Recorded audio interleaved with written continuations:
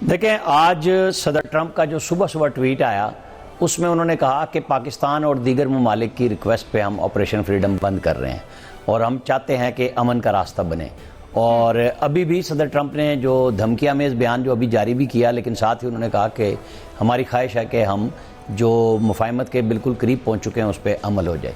تو یہ جو 1 سال پہلے پاکستان نے دفاعی منازل طے کی اور 4 گھنٹے میں جو مطلب 10 مئی کی جنگ ہے اس کی بات کر رہا ہوں، دشمن امریکہ کی طرف بھاگا اور وہاں سے مدد طلب کی کہ ہماری سیز فائر کرا دیں کہ ہمارے تو پلے ہی کچھ نہیں ہے. تو اس 1 سال میں پاکستان کا دفاعی معاہدہ ایک نئے سرے سے بڑا نیا سعودی عرب کے ساتھ ہوا، جس کے نتیجے میں ایئر بیس بھی ہمارے پاس ہے، ہماری فورسز بھی وہاں چلی گئی ہیں اور دنیا رسپیکٹ نئے انداز سے دینے لگ گئی ہے. ہمارے فیلڈ مارشل، ہمارے پرائم منسٹر، ہمارے ڈپٹی پرائم منسٹر ہر جگہ پہ اسی عزت و احترام کے ساتھ جاتے ہیں. پاکستانیوں کا سر فخر سے بلند ہوا. جو لوگ سمجھتے تھے کہ یہ تو معیشت میں فارغ ہو چکے ہیں اور پتہ نہیں کیا کریں گے، انہوں نے دیکھا کہ کس طرح ہم نے دفاعی نظام میں برتری ثابت کی سائبر وارفیئر میں، اور پوری سسٹم کے تحت انڈین کی پوری ایئر فورس کو لٹا دیا. ان کی نیوی ہمت نہیں کر سکی اور بری فوج تو چل ہی نہیں سکی سوائے ایک ورکنگ باؤنڈری پہ، جہاں پہ ہم نے ان کو واپس کیا کہ وہ آگے نکلنے کی کوشش کر رہے تھے. تو جو کچھ دنیا نے دیکھا کہ ہم نے تو جارحیت نہیں کی تھی، ہم نے تو صرف پاکستان نے اپنا دفاع کیا تھا اور دفاع میں ہم نے ان کے طیارے بھی گرائے، ہم نے ان کی ایئر فورس کو ہلنے نہیں دیا. اور جس دن 10 مئی کی صبح تھی، جب ہمارے لیفٹیننٹ جنرل احمد شریف چودھری DGI SPR نے کہا کہ ہمارے جواب کا انتظار کریں، تو جواب کے انتظار میں 4 گھنٹے کے اندر اندر وہ فارغ ہو گئے کہ نہ ان کے پاس ایئر فورس تیار تھی، نہ ان کے ٹیلی فونوں پہ ان کو ٹرسٹ رہ گیا تھا، کیونکہ ان کی ریلوے بند تھی، ان کی تجارتی بندرگاہیں گجرات جیسی بھی بند پڑی ہوئی تھی. تو چونکہ ہم نے سارا ایسا اٹیک کیا تھا کہ وہ بالکل پریشان ہو گئے تھے. ہمارے ڈرونز، میں اس دن بھی کہا تھا کہ ہمارے ڈرون جو ہے نا دلی میں صبح کی سیر کر رہے ہیں اور انہیں پوچھنے والا کوئی نہیں. یہاں پہ تو آپ کو پتہ ہے ہمارے لوگ بندوقیں لے کے باہر نکل آئے تھے ڈرونز کے خلاف. انڈینز جو 1 دن پہلے پروپیگنڈا کر رہے تھے کہ ہم نے لاہور میں بندرگاہ تباہ کر دیا ہے، آپ کو پتہ ہے بندر تماشا لگایا ہوا تھا ان کے پورے میڈیا نے اور پوری دنیا میں ان کا مذاق اڑا، ٹھٹھا اڑا. وہ شارع فیصل پہ میزائل چلا رہے تھے اور پھر انہیں جب پتہ لگا کہ ہتف جو ہمارا ہم نے فتح 1 چلایا ہے، ابھی تو ہمارا ڈاکٹر قدیر اور باقی مال چلا ہی نہیں تھا، فتح 1 سے ہی سارے فارغ ہو گئی ہے. تو یہ ہے پاکستان آج. آپ کی جانب آنا چاہوں گی. یقیناً جو 10 مئی کا سیز فائر تھا وہ پاکستان کی اسٹریٹجک سکسیس کے بعد جو ہے وہ ممکن ہوا. اگر ہم اس جنگ کی بات کریں، اس میں سائبر کی بات کریں، سرویلنس کی بات کریں، انٹیلیجنس شیئرنگ کی بات کریں، یہ کتنا ڈیسائسو ثابت ہوا؟ دیکھیں ہم نے تو جو کچھ کیا انڈیا کی سوچ میں بھی نہیں تھا، کیونکہ ہم نے جس طریقے سے، آپ کو پتہ ہے کہ سری نگر میں ان کے 4 رافل آئے اور ہم نے ان کا سسٹم جام کر دیا اور ان کو وہ رافل سری نگر ایئرپورٹ پہ اتارنے پڑے. اور پھر ان کے AVM نے نریندر مودی سے کہا کہ ہمیں پہلے یہ سسٹم چیک کرنا چاہیے کہ یہ کیا ہوا. وہ سمجھ رہے تھے لیکن مودی نے اسی کو نوکری سے نکال دیا، AVM کو. پھر جب یہ طیارے لے کے پہنچے ہیں اور ہمارے اوپر انہوں نے میزائل مارے ہیں، ہم نے لاک کیا اور ان کو طیاروں کو جتنے ہم نے چاہے گرا دیے.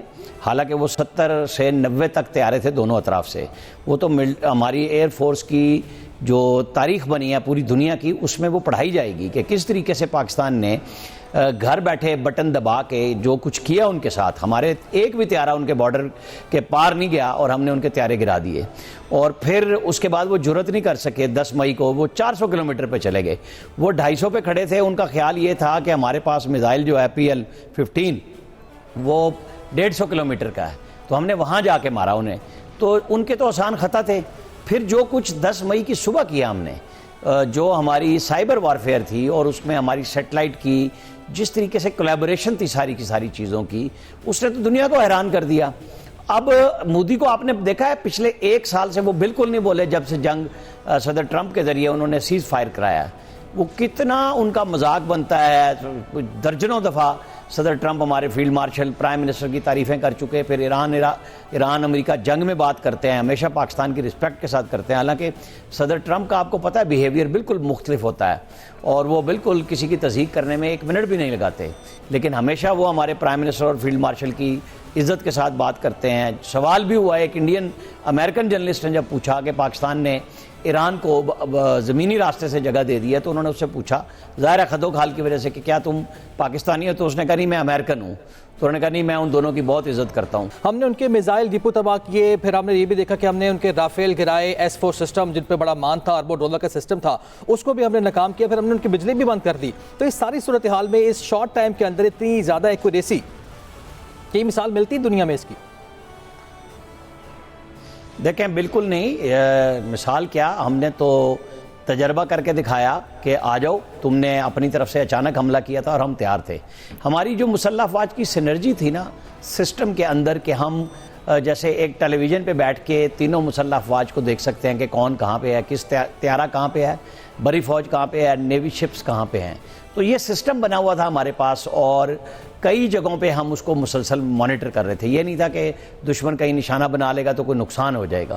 تو یہ چیزیں جو کی, تو آپ کو پتہ ہے ہم نے جب سائبر اٹیک کیا تو انڈین ڈیفنس منسٹری سے ہمارے پاس آ گئی چیزیں کہ جو کام پاکستان کی مسلح افواج تینوں سینرجی میں کر چکے تھے کہ کیسے مل کے جنگ لڑنی ہے, ان کا پروگرام تھا 32-33 میں جا کے یہ پروگرام کرنے کا.